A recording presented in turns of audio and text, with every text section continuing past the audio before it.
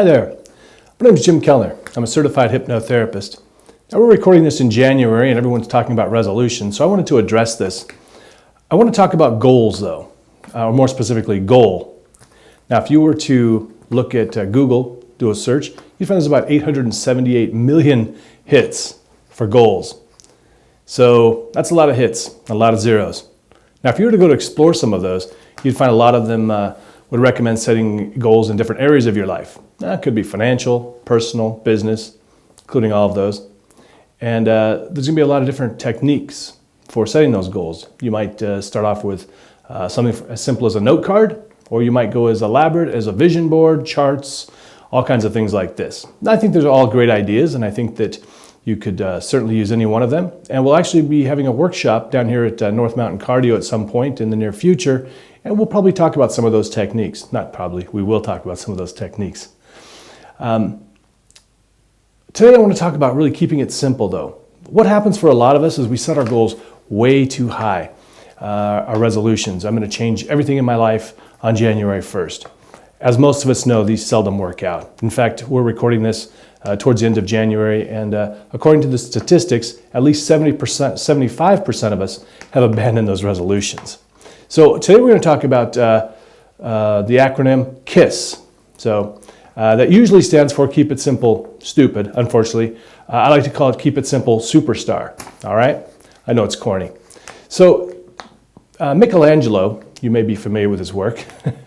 The great master said that, let me just read this real quick because I don't know right offhand. The greater danger for most of us lies not in setting our aim too high and falling short, but in setting our aim too low and actually achieving our mark. Now, while I wholeheartedly agree with this statement, I find that many of us actually set those goals too high at first. And really the key here is that last part, at first. Now, I think that most of all of us are far more capable than we've ever given ourselves credit for, than anyone's given us credit for, and we can achieve great things if we go slow and we start off in a reasonable fashion. Another great quote comes to mind is that perfectionism nourishes procrastination. I heard Doug Grady say that once in a podcast, and it really resonated for me. How many times had I decided that since I couldn't go to the gym for an hour, that I put it off until tomorrow, or the next day, or the next day. And so remember, you don't have to be perfect yet. We just want to set small goals. Now, when we aim too high, we can't achieve that usually, and we end up failing. So today I want to talk about just setting one goal. I want you to just pick one thing that you'd like to change, and I want you to start off really small with it. So let's take, for instance, if you wanted to get healthier. Say you want to start eating healthier. What if I asked you, could you eat 2 fruits and vegetables a day? Now, a lot of you are saying, wait, I know I'm supposed to be eating at least 5 a day. I agree. In fact, many health experts would say we probably need 5 to 10 every day for optimum health. Remember, we don't have to be perfect. You know, when I first started trying to eat healthy several years ago, I hadn't had a fruit or vegetable that wasn't fried or baked in a pie in weeks at times. So when I started adding just 2 a day on a consistent basis, it was a huge change.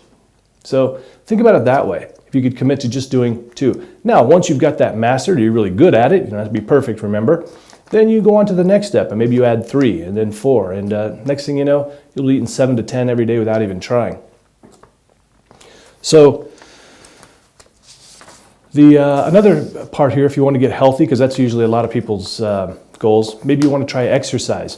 And exercise is a really good goal to have because it's a keystone habit, which is described in Charles Duhigg's book, The Power of Habit. Keystone habits are those habits that lead to great changes in many areas of your life. And so according to the research that he quotes in the book, people that exercise as little as 1 time a week, people, they end up eating better, they smoke less, and they're more productive among a myriad of other things. Just that one thing, 1 time a week. So if you want to do that, what could you do on a regular basis? Could you walk for 5 minutes every day or do some stretching? Maybe play with your kids for 5 minutes every single day. And then, or maybe you do it 3 times a week. and then you increase it. Now I know 5 minutes is not enough, right? That's what we've all been told. We've got to do 45 minutes to an hour, according to the latest recommendations for optimum health. Remember, one of my former colleagues used to say, Colleague McIntyre used to say, you don't have to be perfect to be perfectly successful. Totally true. If you just decided on those, there's a lot of other areas. Now say you wanted to change other areas of your life. Maybe you want to just smile at someone every day, a different person every day. Or you want to make a date with your spouse for once a week, or with your kids. A lot of different areas where you can just set one small goal and something achievable, and you'll get there. Now remember that note card that I talked about earlier? I want you to pause the video here. No, them. My camera guy started to pause. Grab that note card that I was talking about, or grab your phone. Write it down. Write that down, that one goal, or put it in your phone. Because here's the thing. If you don't write it down or keep track of it, you're going to forget it, okay? Because you've got a lot of other things to think about, a lot of other things to worry about. So write it down. Take this thing out every once in a while, a couple times a day, 3 times a day. Maybe even put it on your mirror. Read it every single day. Exercise, 5 minutes. That's right, I was going to do that. Or put it on your phone so it pops up at noon every day, just to remind you. So one final thought on this. I sometimes, because I do hypnotherapy with clients, some of them will come in at times thinking that hypnosis will somehow just make them exercise. It'll make them eat right.